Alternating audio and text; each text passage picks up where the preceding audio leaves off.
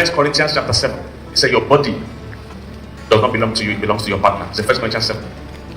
So it is your duty. And my wife always says this thing: in marriage, there's beautiful sex and there's dutiful sex. Beautiful sex is when we are both in the mood. Dutiful sex is when one person is in the mood and the other person is not, and you do it as your duty. Did you give me 1 Corinthians 7? There's beautiful sex and there's what? Dutiful sex. Beautiful one is when both of us want it. Dutiful is when I don't want it, but I have to render to my spouse my duty, my due diligence. Now, concerning the thing before I wrote you, unto me, it's not good. It is good for a man not to touch a woman. Next verse. Quickly. DJ, moving fast. Nevertheless, to avoid what? Fornication. Let every man have what? His own wife, and let every woman have her what? Her own husband. Next verse. It says, let the husband render to the wife what? Due generosity. Due and generosity. It's rare to mention those two things together. You are either being generous or you are performing your duty. But in this scripture, they mention two of them together. It says due benevolence. So there's a part of it that is generosity. There's a part of it that is your duty. Due benevolence, render to your wife, and likewise also the wife what? Unto the husband. Next verse. He said, the wife has not power of what? Her own body, but it belongs to the husband. And likewise also the husband has not power of what? His own body, but what? Unto the wife. Next verse. It says, defraud you not one another. There are many marital 419 people. They call it fraud. If you are married to someone, you are not servicing them sexually. It's part of your duty in marriage. It's part when you say I do. It's part of what you say you will do. So be doing.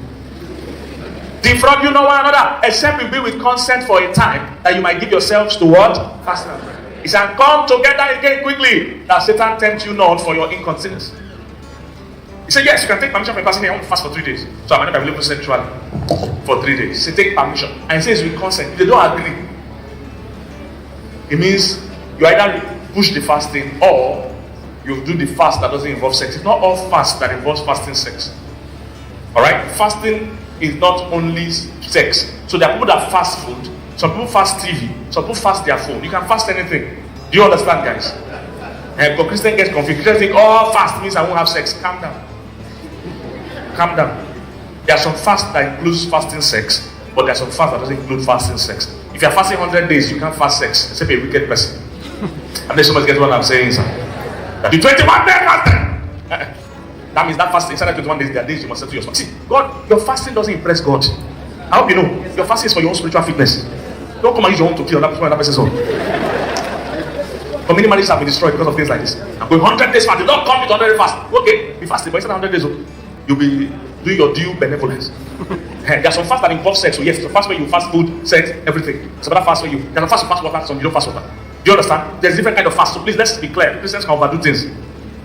Not all fast. Some fast, you fast only solid. You take liquid. Do you understand? Some other fast, you fast dry. There are different kind of fast. Do you understand, guys? It's important because some married couples destroy their marriage. It's fasting. They say you with consent. So you can't even start that fast until your wife or husband agrees. Or people agree on terms and conditions. So you can do your 7 days. So Saturday you will service me and continue after that. Do you agree? Yeah.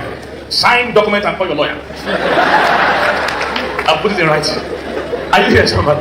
Go back to that scripture. So say, defraud not one another. God sees it as fraud. Defraud you not one another, except you be with consent for a time, and you may give yourselves to fast and prayer and come together again quickly because of your slackness. Somebody getting this thing. So you can't marry and say you won't have sex with your spouse. It's wrong. You must make sure it's enjoyable sex. And sex is meant to be enjoyable. It's sweet. That's why when it's between inside marriage, you also improve yourself. You mustn't be dry. Some people that are married just lie down like log of wood. Say, do with me as you will. Thy handmaiden is here.